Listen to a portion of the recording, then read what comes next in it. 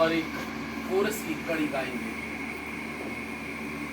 आए हैं हम तेरे चरणों में, लेकर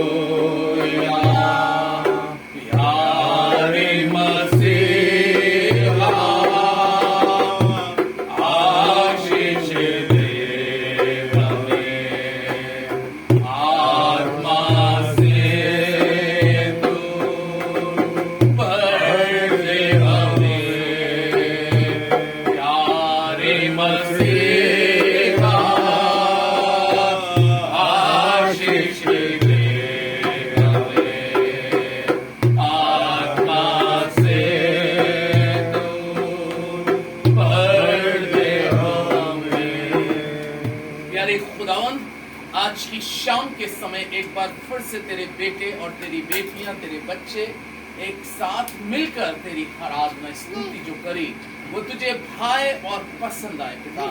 और आज का विशेष दुआ करते हैं तेरे पवित्र वचन को जो आज इस घर में दिया जाता है, इस वचन के द्वारा ये घराना आज आशीष पाए।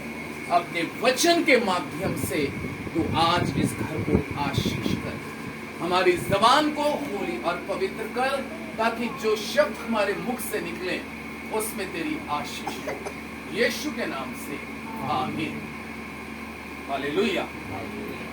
आइए प्रभु के लोगों, अब ये समय है हम बाइबल में से देखें गिनती की पुस्तक और उसका 6वां अध्याय, क्योंकि परमेश्वर का वचन आज गिनती 6 अध्याय के अंदर में और उसके 22 पद और 23 और 24 पद में क्या कहता है। यहाँ पर एक मोटी हेडिंग आई है 22 अध्याय 22 पद के ऊपर, याजकों के आशीर्वाद देने की विधि। और क्या लिखा है, फिर यहोवा ने मूसा से कहा, हारून और उसके पुत्रों से कहे कि तुम इस्राएलियों को इन वचनों से आशीर्वाद दिया करना, यहोवा तुझे आशीष दे और तेरी रक्षा करे। ये परमेश्वर का वचन है। परमेश्वर अपने पाक और पवित्र वचन पर आशीष दे। खुदा के लोगों, इस चैप्टर के अंदर में विशेष इस चीज को दर्शाया गया है कि परमेश्वर का दास मूसा परमेश्वर के साथ प्रार्थना में क्या है, पूरी तरीके से लॉलीन है। और जब मूसा परमेश्वर के साथ प्रार्थना कर रहा है, यानी कि मैं आपको इस वचन के द्वारा ये बताना चाहता हूं कि जब आप प्रार्थना करते हैं तो वो प्रार्थना के द्वारा क्या होता है, कुछ एक नया प्रकाशन मिलता है। प्रार्थना जब होती है तो इंसान के मार्गों को खोलना शुरू करती है। प्रार्थना जो होती है वो इंसान की उम्र की दराजगी भी करती है। जैसे दूसरे राजा 20 अध्याय के अंदर में लिखा है कि हिजकिय्याह राजा की प्रार्थना के द्वारा वचन में लिखा है परमेश्वर ने उसकी आयु को कितने साल बढ़ा दिया, 15 साल। वो कैसे हुआ, प्रार्थना के द्वारा। और जब मूसा परमेश्वर से बातचीत कर रहा है, प्रार्थना के उपरांत बाइबल में लिखा है कि खुदा की उपस्थिति, परमेश्वर की उपस्थिति मूसा के पास में आ गई। और बाइबल में लिखा है कि परमेश्वर उससे बातचीत करने लगा। हालेलुया। प्रभु के लोगों, जब तक मैं और आप एक समर्पण होके प्रभु के पास नहीं आते, जब तक मैं और आप पूरी तरीके से अपने आप को सरेंडर करके प्रभु के पास नहीं आते, जब तक मैं और आप अपने माइंड को और अपने दिल और दिमाग को संसार की तरफ से पूरी तरीके से नहीं हटाते, तब तक हमारे और परमेश्वर के बीच में एक रुकावट होती है। क्योंकि परमेश्वर चाहता है कि जब हम प्रार्थना में बैठे, अपनी व्यक्तिगत चाहे प्रार्थना हो, चाहे घर में प्रेयर मीटिंग की प्रार्थना हो, चाहे वो चर्च में हो प्रभु के लोगों, लेकिन वो समय हमारे को संसार से अपने आप को पूरी तरीके से अलग करना बहुत क्या है, जरूरी है। नहीं तो आप प्रभु की उपस्थिति में चर्च में भी होंगे, मीटिंग में भी होंगे, आप अपनी पर्सनल व्यक्तिगत प्रार्थना में भी होंगे, लेकिन आपका अगर मन फिर भी परमेश्वर के साथ नहीं जुड़ा, तो वहां पर आपके और परमेश्वर के बीच में एक दूरी बनी रहेगी। हालेलुया। लेकिन जब मूसा पर्वत के ऊपर में खुदा से प्रार्थना कर रहा था, वो इस रूप से भी नहीं गया था कि परमेश्वर मुझसे बातचीत करेगा। उसको ये भी नहीं मालूम था कि खुदा अपनी बातें इज़राइल के लिए मेरे ऊपर प्रकट करेगा। उसको ये भी नहीं मालूम था कि मेरे माध्यम से परमेश्वर इज़राइलियों को ब्लेस करेगा। वो तो केवल इस भाव से परमेश्वर के पास प्रार्थना के लिए गया है कि वो अपने मन की बात, जैसे दाऊद अपनी पुस्तक में कहते हैं भजन संहिता में, कि मैं प्रार्थना में अपने मन की बात अपने परमेश्वर के आगे खोल खोल कर कहता हूँ। हालेलुया। सबसे बड़ी चीज है कि जब आप प्रार्थना करते हैं तो अपने मन की हर बात को, चाहे वो कैसी भी क्यों ना हो, क्योंकि वो पीरियड आपका परमेश्वर के साथ होता है, वो पीरियड आपका परमेश्वर के साथ होता है कि आप अपने मन की बातों को परमेश्वर से कह रहे हैं। जब मूसा के लिए बाइबल कहती है निर्गमन की पुस्तक में कि मूसा मन का बहुत दीन और नरम स्वभाव का व्यक्ति था। मूसा की स्वभाव में इतनी दीनता और नम्रता थी कि परमेश्वर उससे प्रसन्न हो गया, और जब मूसा परमेश्वर से प्रार्थना कर रहा है, वहां पे परमेश्वर उसको दर्शन देने लगा।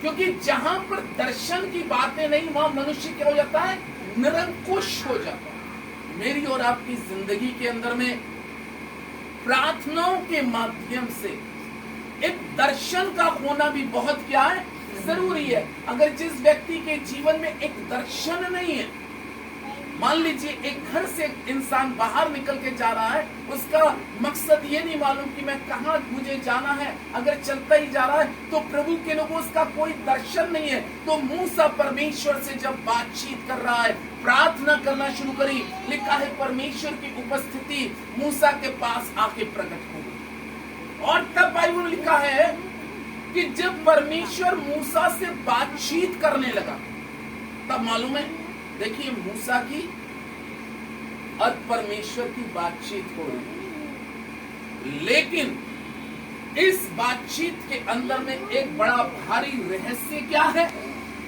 कि परमेश्वर ने किसकी चिंता करी, इज़राइल की चिंता करी। हालेलुया। यानी कि इसका मतलब है कि जब परमेश्वर अपने दास, अपने नबियों से, अपने भविष्यवक्ताओं से बात करता था, तो वो बातें जो अपनी प्रजा के लिए, अपने लोगों के पास पहुंचाना चाहता था, तो वो नबियों के ऊपर में प्रकट करता था और उनको बताता था और उनको जाहिर करता था। और इस चैप्टर के अंदर में जब परमेश्वर मूसा से प्रार्थना के उपरांत परमेश्वर की उपस्थिति वहां पर आ गई।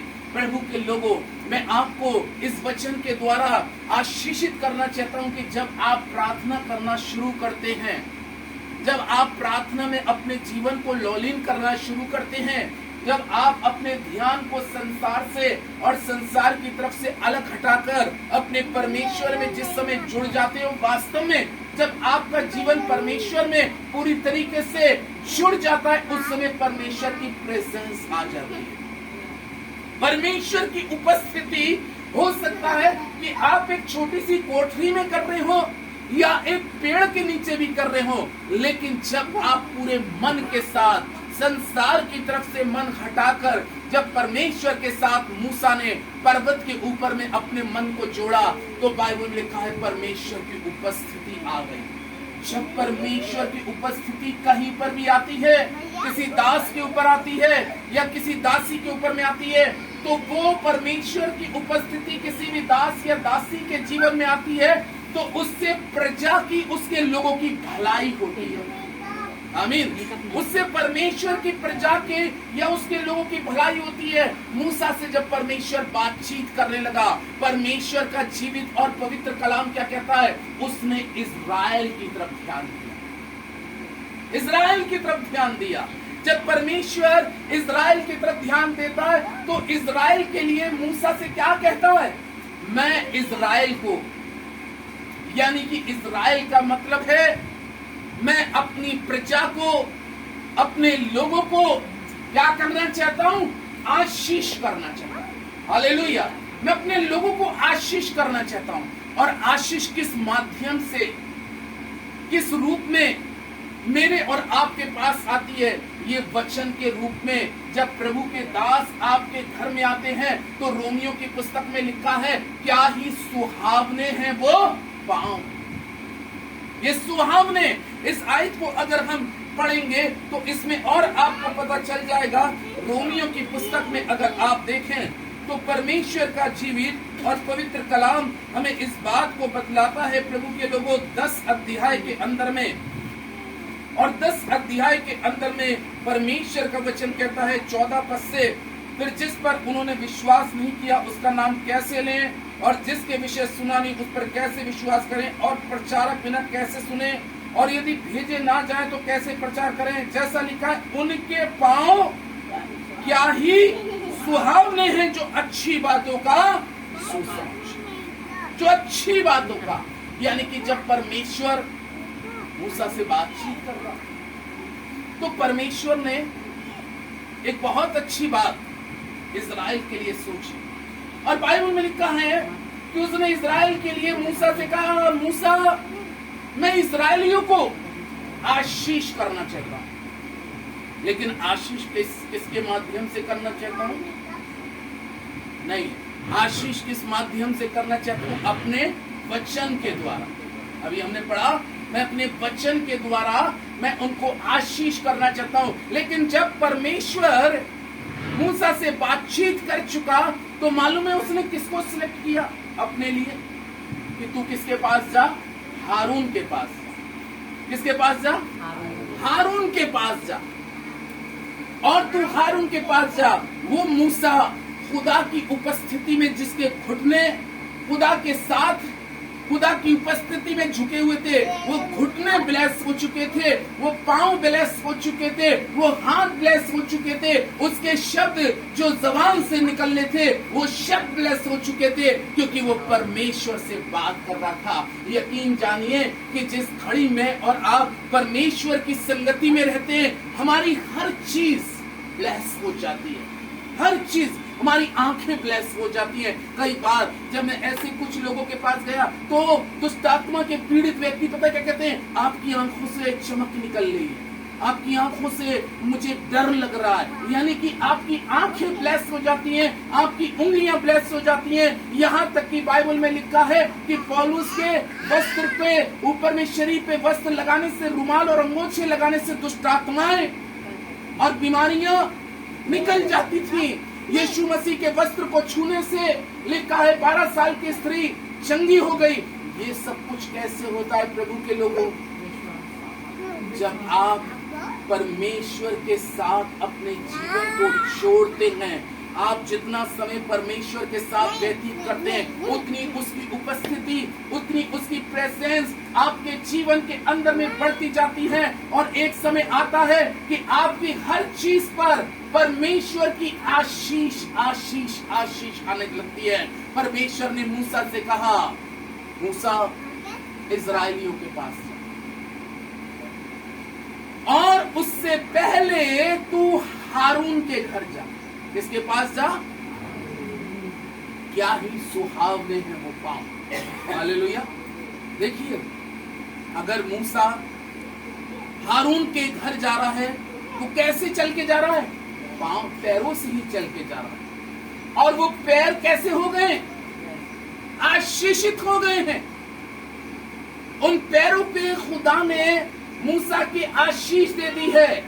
उसने कहा क्या ही मुबारक है वो पैर जो अच्छी बातों को लेकर प्रवेश करते हैं।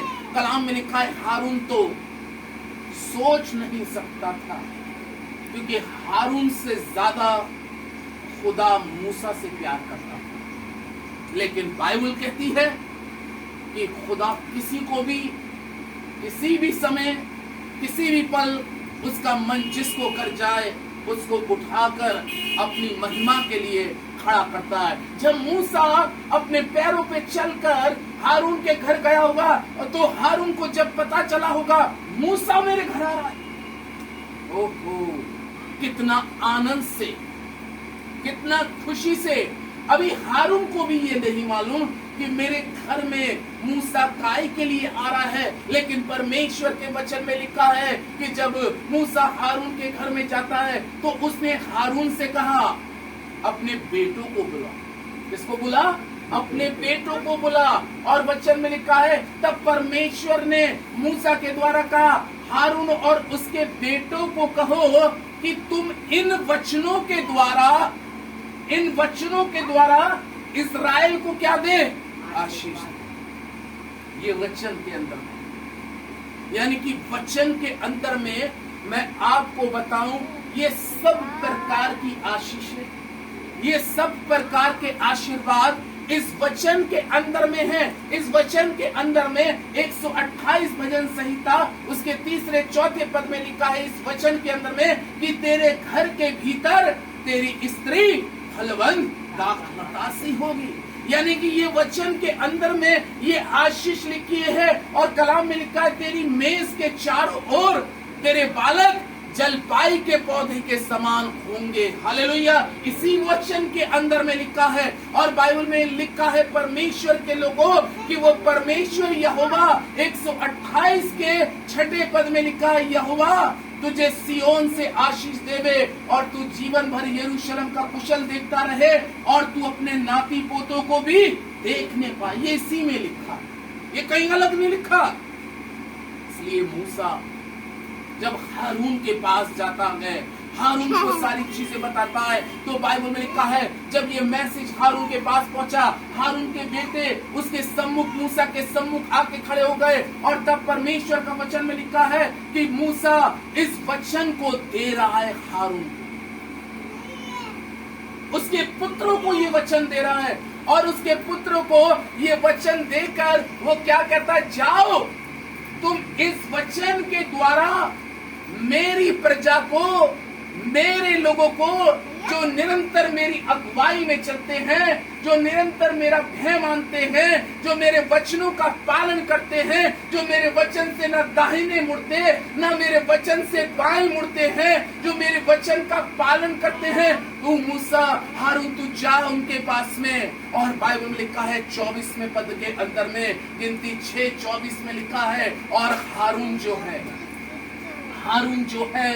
परमेश्वर का वचन कहता है जब वो इजराइलियों के पास गया और उसने इजराइलियों को पुकार कर कहना शुरू किया, हे इजराइल के लोगों, हे परमेश्वर की प्रजा, हे परमेश्वर के लोगों, तुम सब अपने तंबुओं से, अपनी कोठरियों से, अपने मकानों से बाहर निकल के आ जाओ, क्योंकि सेनाओं का यहोवा परमेश्वर, ओ जीवित परमेश्वर आज तुम्हें इन वचनों के द्वारा आशीर्वाद देने जा रहा है। इन वचनों के द्वारा तुम्हारा जीवन फलवंत करने जा रहा है, तुम्हारे जीवन के मार्गों पर अपना प्रकाशन चमकाने जा रहा है। तब परमेश्वर का जीवित और पवित्र और सामर्थी कलाम कहता है, तब मूसा ने इस्राएलियों को, कलाम में लिखा है हारून के माध्यम से परमेश्वर उनको आशीष दे रहा है। और पहली आशीष उसने क्या दी 24वें पद में कि परमेश्वर तुमको क्या दे? आशीष दे। परमेश्वर तुमको आशीष दे। वो कलाम कहता है जिसको मैं आशीष दूं, मेरी आशीष को कौन बदल सकता है? जिसके सिर पे मैं हाथ रखूं, मेरे हाथ को कौन हटा सकता है? जिसको मैं दराजगी उम्र की दे दूं, उसको कौन कम कर सकता है? ये है सेनाओं के यहोवा परमेश्वर का वचन। और उसने कहा, ओ प्रभु के लोगों, उसने कहा इस्राएल का परमेश्वर यहोवा आज के रोज तुम्हें आशीष देता है। आज के रोज में तुम आशीष के भागी होने जा रहे हो। आज के रोज तुम्हारे परिवार में, तुम्हारे बच्चों में, ओ पति पत्नी के जीवन में, तुम्हारे घर बार में, तुम्हारे हाथों के कामों में परमेश्वर यहोवा तुम्हें आशीष करने जा रहा है। ये आशीष जब हारून ने इस्राएलियों को वचन के द्वारा देना आरंभ करे कि परमेश्वर तुम्हें आशीष दे, परमेश्वर तुम्हें आशीष दे। लेकिन आज मैं इस वचन के साथ साथ बताना चाहता हूं कि परमेश्वर ने स्वयं अपने शिष्यों से कहा, मैंने तुम्हें श्राप के लिए नहीं बल्कि काय के लिए चुना है? आशीष के लिए चुना है, कि तुम आशीष के लोगों के लिए आशीष के भागी बन जाओ। तुम जिस घर में जाओ उस घर के लोगों को इस वचन के द्वारा आशीष दो। तब इस्राएल को हारून ने और उसके बच्चों ने इस प्रकार से वचन के द्वारा आशीष दी। लेकिन ये वचन मेरी और आपकी जिंदगी में कब बहुत बड़ी आशीष का कारण बनता है, इसको जानने के लिए एक आयत मेरे साथ निकालें। याकूब की पुस्तक और उसका 1 अध्याय, अगर याकूब की पुस्तक उसका 1 अध्याय को निकालेंगे तो यहाँ पर आपको पता चलेगा प्रभु के लोगों कि ये आशीष भरा वचन मेरी और आपकी जिंदगी के अंदर में कब पूरा होता है और कब हम इस वचन से आशीष पाते हैं। याकूब 1:25 को पढ़े जल्दी से। याकूब की पुस्तक 1 अध्याय 25वां पद क्या कहता है? पर जो व्यक्ति स्वतंत्रता की सिद्ध व्यवस्था पर ध्यान करता है, पर जो व्यक्ति स्वतंत्रता की सिद्ध व्यवस्था पर क्या करता है? ध्यान करता है। आगे वह अपने काम में इसलिए आशीष पाएगा, वो अपने काम में इसलिए आशीष पाएगा कि सुनकर भूलता नहीं पर वैसा ही काम, वो सुनकर भूलता नहीं पर वैसा ही काम करता है। हालेलुया। ओ प्रभु के लोगों, ओ हारून तो इस्राएल को आशीष दे रहा है, लेकिन याकूब की पुस्तक 1:25 में परमेश्वर का वचन मेरे और आपके लिए स्पष्ट कर रहा है। और क्या कर रहा है? कौन व्यक्ति आशीष परमेश्वर की तरफ से पाता है? कौन व्यक्ति के ऊपर में परमेश्वर की आशीष आके रुकती है? वचन क्या कह रहा है? जो व्यक्ति स्वतंत्रता की सिद्ध व्यवस्था पर ध्यान करता है, यानी कि इस वचन ने मुझे और आपको हर एक प्रकार के अधर्म से, पाप से अलग कर जो चीजें मेरे और आपके जीवन में आशीषों को रोकने का कारण बन रही थी, लेकिन इस वचन ने उन सारी चीजों को यीशु ने एक तरफ समेट दिया, एक तरफ कर दिया और मुझे और आपको उस आधम से बाहर निकालकर आज मुझे और आपको एक आशीष का पात्र बना दिया। इसलिए याकूब कहता है कि जो व्यक्ति स्वतंत्रता की सिद्ध व्यवस्था पर ध्यान करता रहता है और इसमें लिखी हुई बातों को मानता है और भूलता नहीं है, वो अपने सारे कामों में क्या पाएगा? आशीष पाएगा। हालेलुया। हम, मैं और आप तब अपने जीवन के अंदर में आशीष पाते हैं जब ये वचन जो है मेरी और आपकी जिंदगी में बताया जाता है। कलाम में लिखा है यहोशू 1:8 में कि व्यवस्था की पुस्तक तेरे चित्त से कभी उतरने ना पाए। इसमें रात दिन ध्यान करना जो इस वचन पर ध्यान करता है।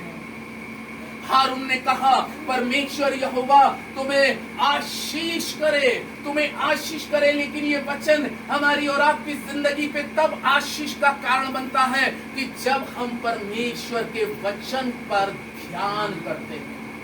और ध्यान कर कर चौकसी के साथ इन वचनों का पालन करते हैं, तब बाइबल कहती है कि तब ये वचन हमारे लिए और हमारे नाती पोतों के लिए भी एक बहुत बड़ी ब्लेसिंग का, एक बहुत बड़ी आशीष का क्या बन जाता है, कारण बन जाता है। इसलिए खुदा के लोगों, ये वचन उन जिंदगियों में पूरा 100% काम करता है कि जो व्यक्ति इस वचन पर ध्यान करता है, जो इस वचनों का पालन करता है, जो इन वचनों के अनुसार चलता है, उनके लिए बाइबल कहती है व्यवस्था विवरण 28 अध्याय के 8वें पद में कि जो व्यक्ति स्वतंत्रता की से व्यवस्था पर ध्यान करता है और उसके अनुसार अपने जीवन को चलाता है और उससे ना दाहिने मुड़ता ना बाएं मुड़ता, उसके लिए परमेश्वर का वचन व्यवस्था विवरण 28:8 में लिखा है कि तेरे खत्तों पर और जितने कामों में तू हाथ लगाएगा परमेश्वर यहोवा तुझे आशीष देगा, परमेश्वर तुझे आशीष करेगा। यानी कि मैं इस वचन के द्वारा बता रहा हूं परमेश्वर कैसे आशीष करेगा, क्योंकि इस वचन के अंदर में मेरी और आपकी सारी आशीष है। ये वो वचन है, जरूरत है कि इसमें से हमें आशीषों को निकालने के लिए अपने समय को परमेश्वर के साथ देना और परमेश्वर के साथ अपने जीवन को जोड़ना, परमेश्वर के साथ संगति में बरकरार बने रहना। निश्चित जाने इसमें से मेरी और आपके जीवन में हर प्रकार की आशीष एक बहुत दायित्व के साथ आ सकती है। 28 व्यवस्था विवरण के 12 पद में लिखा है परमेश्वर तेरे लिए आसमान के झरोखे खोलकर तेरी भूमि पर समय पर में बरसाया करेगा और तेरे सारे कामों में क्या देगा, आशीष देगा। वो सारे कामों में कलाम कितनी उम्दा बात कहता है, वो तेरे लिए आसमान के झरोखे खोल देगा। इंसान तो कुछ नहीं खोल सकता, लेकिन बाइबल में लिखा प्रकाशित वाक्य की पुस्तक में कि मेरे खोले हुए को कोई बंद नहीं कर सकता। जिसके लिए परमेश्वर खोल दे आशीष के रास्ते, जिसके लिए परमेश्वर मार्ग खोल दे, जिसके लिए परमेश्वर ठान ले प्रभु के लोगों, उसको कोई बंद नहीं कर सकता। इसलिए जरूरत है कि मुझे और आपको नित्य परमेश्वर की अगुवाई में रहना और उससे प्रार्थना में बरकरार बने रहना और अपने आप को संसार से, जैसे मूसा ने अलग कर कर पर्वत पर जाकर खुदा से दुआ करी और खुदा उससे बातचीत करने लगा, इसी तरीके से जब मैं और आप भी परमेश्वर के साथ अपने जीवन को जोड़ते हैं तो ये वचन मेरे लिए और आपके लिए आशीष का कारण बनता है। खुदा आपको आशीष दे। God bless you. आइए हम अपने